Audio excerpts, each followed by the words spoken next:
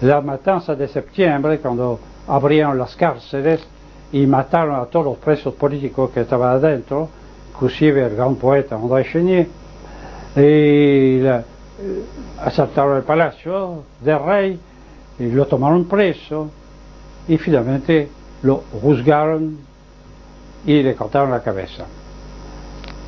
Esto fue el desastre final, el terror. Una banda de leguleyos, como Robespierre, de ladrones como Danton, Marat, que era un asesino nato, aunque no sé si había asesinado a alguien antes, tomaron sucesivamente el poder, cortándose sucesivamente la cabeza unos a otros. Pero menos Marat, que fue ejecutado, no, el podrido estaba en su bañera de azufre por una chica que se portó muy bien, Charlotte Corday, que lo fue a apuñalar en su bañera. Bueno, pero era realmente la hez de la población, no la hez de lampa de gente inculta, no, era gente de cierta formación que sabía perfectamente lo que estaban haciendo y lo hicieron. Pero esto provocó la reacción que ustedes conocen, por supuesto, que un día todo se vino abajo. En lo económico, en lo político, los gobiernos desaparecieron, la policía política desapareció también, fue la anarquía total. Entonces se formó un gobierno provisional, que fue el directorio. 9 directores mancomunados, todos iguales por supuesto, se apoderaron, tomaron el poder ejecutivo. Y por supuesto pelearon entre sí, porque representaban intereses distintos. Uno representaba a los armadores, los otros a los usureros, los terceros a los industriales, los cuales fue becado por el rey en una escuela de artillería. Y salió de subteniente de la escuela de artillería y tuvo una participación bastante desagradable en Tolón cuando conquistó, retomó con sus cañones, no era genial, tenía mejores cañones que los blancos, parece los monárquicos que ocupaban la ciudad, y la reconquistó Tolón y después hizo una carrera militar, sin ninguna importancia por otro lado, a pesar de que se la ha magnificado muchísimo. Pero Bonaparte tenía aspiraciones políticas y consiguió precisamente el apoyo del miembro del directorio más importante, más corrupto, el famoso Barras. Barras, que entre paréntesis era el amante de la futura mujer de Napoleón, de la Josefina de Beauharnais. Barras vio que esto terminaba mal para ellos especialmente, y que necesitaba alguien con el puño firme. ¿Quién más que un soldado? ¿Quién más que un general? Bonaparte había llegado a este grado a los 24 años, creo. En aquel entonces era como durante la resistencia francesa, donde había chicos de 18 años con galones de coronel, solo se había cosido ellos mismos, era muy fácil. Y Napoleón hizo exactamente la misma cosa. Bueno, no era Napoleón todavía, se había convertido de Bonaparte en Bonaparte. Bueno, está bien, pero tenía un pasado un poco desagradable. En efecto, él había sido últimamente comandante en jefe del ejército francés en Egipto.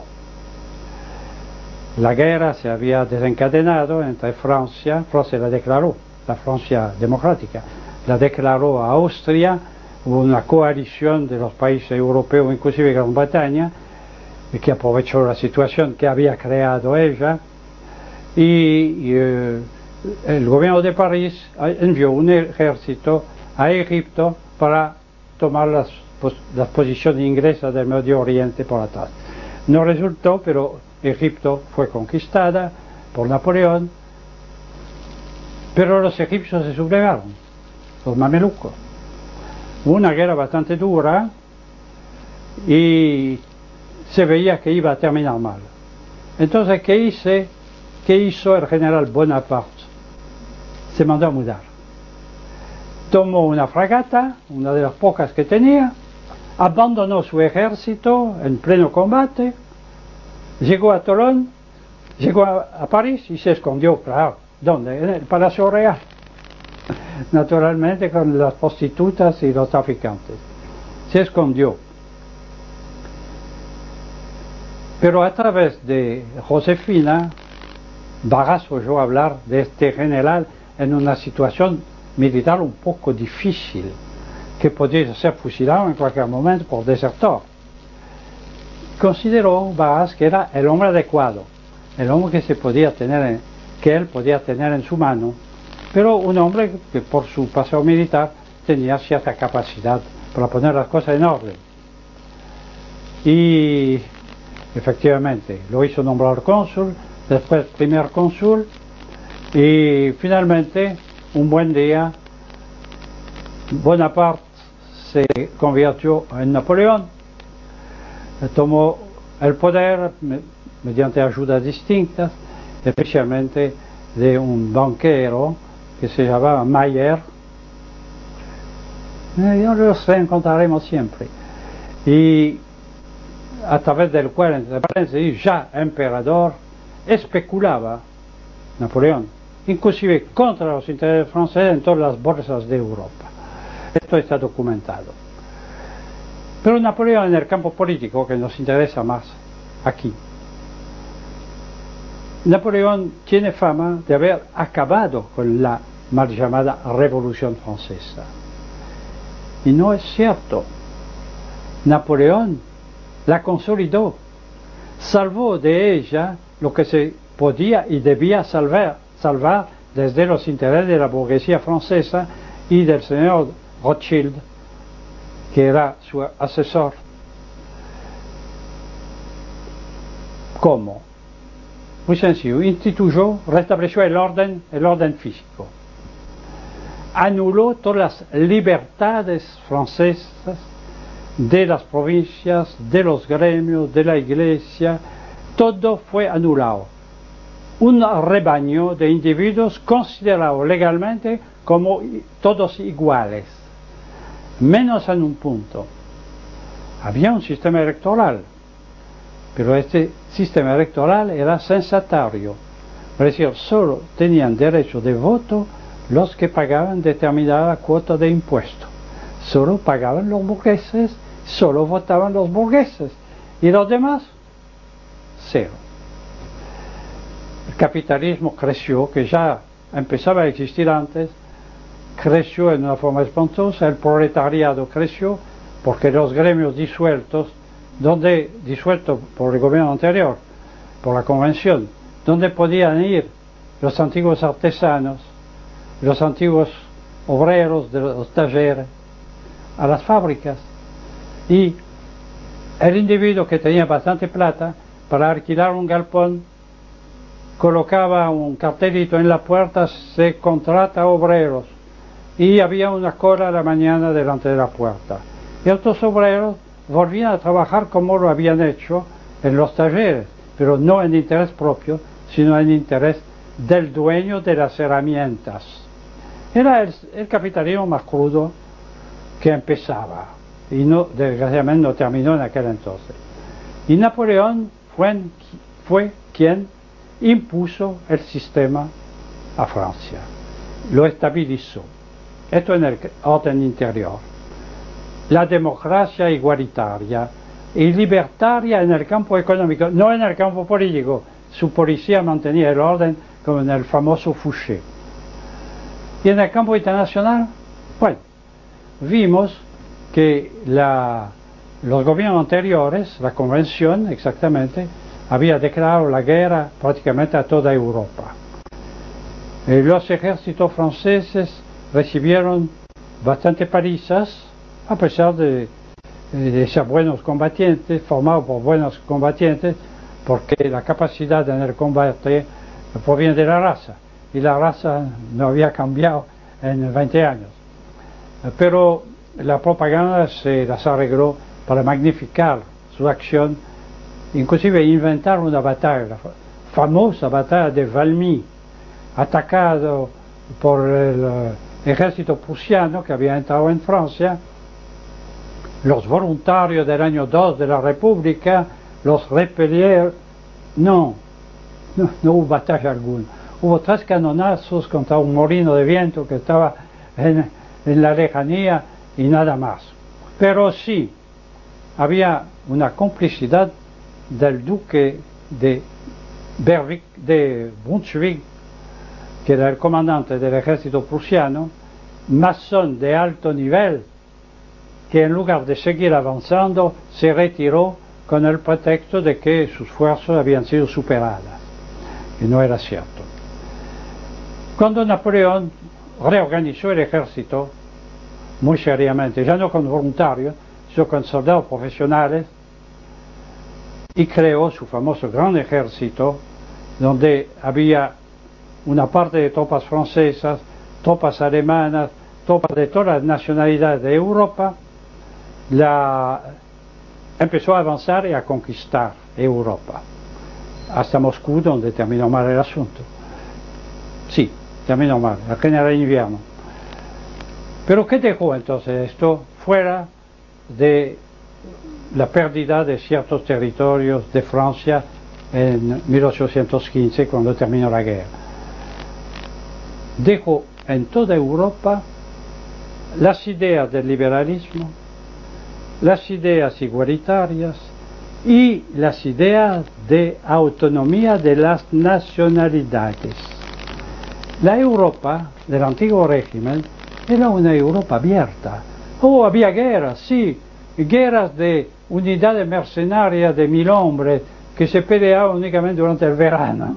Durante el invierno se iba a sus cuarteles y se quedaba inquieto. Una provincia podía cambiar de soberano.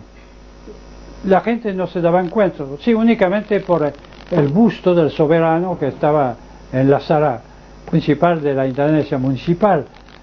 Nada cambiaba, el mismo idioma, la misma ley, los mismos empleados públicos, absolutamente todo igual.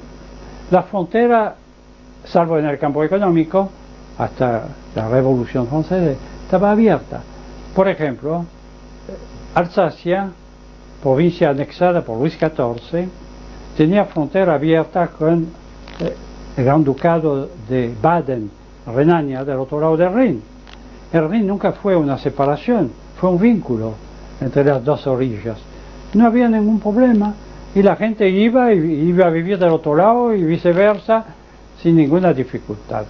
Y esto era cierto en toda parte. Inclusive hay cosas que parecerían extrañas.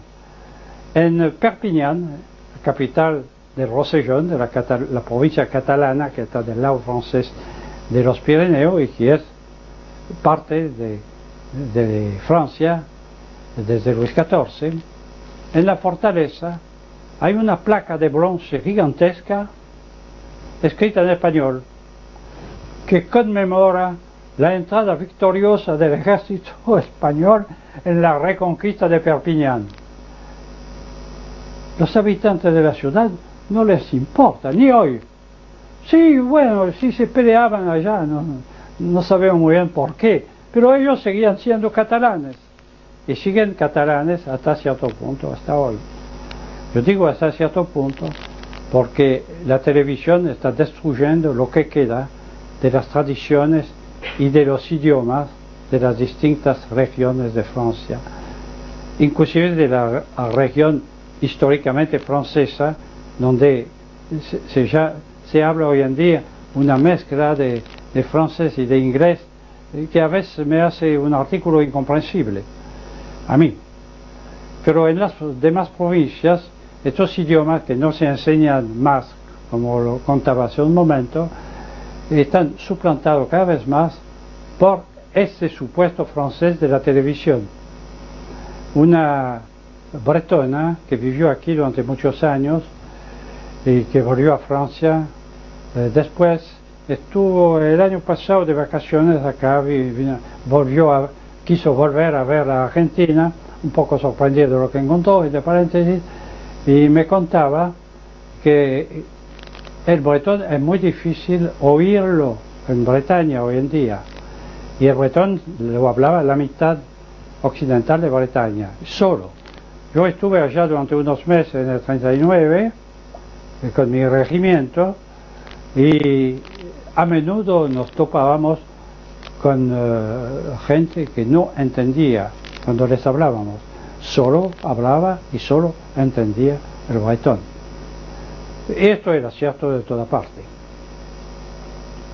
Yo servía en un regimiento de artillería formado en Nîmes, en el Languedoc, y tuve bastantes soldados de alta Provenza que tampoco entendían el francés. Pero esto se está anulando.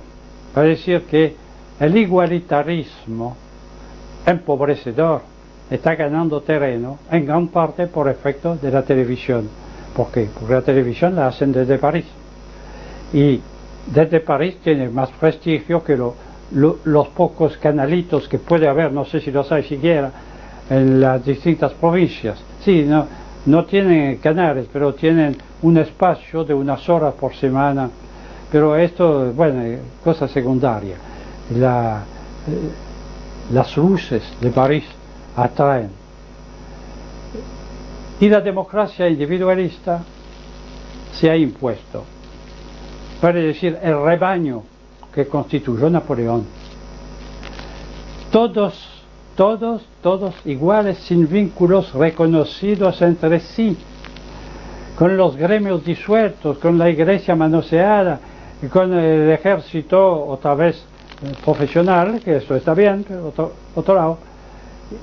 Y el pueblo tiene derecho a votar cada 4, 5, 6 años, poner una boleta en la urna, sin saber a quién está votando, porque los candidatos son elegidos por los partidos políticos. Y los partidos políticos son lo peor de la democracia. Y son la esencia de la democracia. Es decir, una pequeña oligarquía se encuentra con un cargo de diputado, de senador o más todavía, con el dinero que no puede venir sino de la oligarquía. Ya en aquel entonces, hoy en día, la oligarquía es mucho más organizada a través de las multinacionales, a nivel internacional, y tiene en sus manos medios de que no disponía antes. Todo esto es la herencia de la supuesta Revolución Francesa, de la subversión inglesa, que asoló Francia en 1789 y años siguientes, y que destruyó tanto las estructuras sólidas que se remontaban a 1000 años de Francia, que cuando se restauró la monarquía en 1815 con Luis XVIII no tuvo la fuerza suficiente como para restablecer el orden social y económico anterior. Hizo lo que pudo, pero no pudo hacer gran cosa. Y entonces cayó, claro, cayó su sucesor, Carlos X, cayó y se volvió a las andadas con una república, Napoleón III, etc., y otra república. Napoleón III terminó mal, como usted sabe, declaró la guerra a Alemania, la perdió, se fue tomado prisionero y había hecho el mismo trabajo que su tío, pero con menos genio, menos genialidad, porque Napoleón I era evidentemente un genio en cuanto a acción política, porque lo que hizo lo hizo a propósito, así que no se puede decir es un imbécil. No era ningún imbécil, era un hombre sumamente capaz e inteligente. Napoleón III era un pobre hombre. Cuando cayó, se reunió el Congreso y se había decidido a restaurar la monarquía tradicional. El candidato, si me puedo expresar así, el heredero, el duque de Bordeaux, que se hacía llamar conde de Chambord en su vida privada, había sido nombrado ya, llamado al trono por el Congreso. Hasta se había preparado una carroza para la ceremonia de recepción, pero condicionado Y el conde de Chambord se negó a aceptar estas condiciones con el pretexto de que se le imponía la bandera tricolor en lugar de la blanca tradicional. Esto era un pretexto, la bandera, eso realmente lo de menos. No, es que la bandera tricolor estaba cubriendo toda la ideología liberal del siglo XVIII. Y Chambord declaró: no quiero volver al trono atado como un salame. Claro, porque esto era destruir el concepto de la monarquía tradicional, que dura hasta hoy. Porque es muy curioso, los franceses democráticos, los franceses liberales, los franceses afiliados a todos los partidos, cuando aparece en París un príncipe de cualquier otro país, están chochos, salen a aclamarlo, han reencontrado su pasado en un extranjero. Y si se restableciera mañana la monarquía tradicional, la autoritaria, con la descentralización que se puede perfectamente reconstituir, pero el pueblo francés, inclusive los comunistas, bueno, los comunistas también en los países satélites ya se vuelven monárquicos hoy en día. ¿Quién hubiera podido pensar esto hace unos años? Pero el pueblo francés los aclamaría. Pero mientras tanto, y esto es altamente improbable, mientras tanto están hundidas en el horror que representa un sistema político basado sobre el individualismo, sobre el igualitarismo y sobre el liberalismo. Y que está manejado, esto en el campo de las ideas, que está manejado en realidad por los poderes del dinero, por las multinacionales, por los bancos, por los grandes industriales, de los cuales depende la marcha de la economía. Sí, pero depende sobre todo del Estado, porque lo tiene atado. El poder real en los países occidentales es el poder del dinero. Este poder del dinero, que antes de 1139 solo pertenecía a un grupito de usureros, pero encerrado y controlado, hoy en día se ha desparramado a través de toda Europa y de toda América, dominando todos los gobiernos uno tras otro. Gobiernos que pueden cambiar de partido, cambiar de signo, cambiar inclusive de ideología proclamada, pero detrás del trono o detrás del sillón presidencial está la transnacional, está la finanza internacional que manda realmente. Es la tragedia de nuestra época. ¿Va a durar esta época? No. Mire, ¿quién hubiera podido pensar hace unos años, como decía hace un rato, que los países satélites de la Unión Soviética, ocupada en el 45 por la Unión Soviética, en 3 meses se iban prácticamente a independizar, a tirar su marxismo-leninismo por la ventana y preparar otra cosa que no sé si va a ser mejor? A lo mejor adoptan el liberalismo democrático y empieza la droga, el tráfico, las coimas y todo esto. Pero ¿quién hubiera podido pensar que la Unión Soviética se iba a desintegrar, como está desintegrándose en este momento? No sé si esto va a durar. Tal vez el ejército rojo haga la manija, pero en este momento se está desparramando todas las provincias limítrofes de la Unión Soviética y todavía no le tocó el turno a Ucrania, que es la mitad de la población blanca de la Unión Soviética, pero que se está preparando a actuar en el mismo sentido. Entonces no podemos saber nosotros si muy rápidamente todo no va a cambiar. De cualquier modo, no vamos a esperar que esto cambie así nomás, ¿no? Hay que prepararse para el cambio, hay que preparar el cambio, hay que realizar el cambio. No un cambio en el sentido de la Revolución Francesa, no un cambio subversivo, sino un cambio restaurador, un cambio auténticamente revolucionario, que restablezca, como supo hacerlo en la medida de lo posible Rosas en el siglo pasado, que restablezca el orden tradicional del país, de los países, de Europa, de América. Y entonces todo puede volver a cambiar. No va a ser fácil. Especialmente en América del Sur. Y especialmente en la Argentina, que es un país de aluvión, como ustedes lo saben, donde todos nosotros tenemos nuestros padres allá del otro lado, padres, abuelos o bisabuelos, ¿no? Del otro lado del océano, todos un poco advenedizos en el país, poco homogeneizado, sin estructuras más allá de la estructura familiar. Entonces es más difícil aquí que allá, pero si se da allá, aquí se va a imitar, 10 años después, como siempre, pero se va a imitar. Entonces hay esperanza. La esperanza sobre lo que modifiquemos adentro existe. La esperanza sobre la incidencia de lo que cambie allá es tal vez más certera. Y allá está cambiando todo, no solo en el este, sino también en el oeste. Hay nuevas fuerzas revolucionarias que surgen.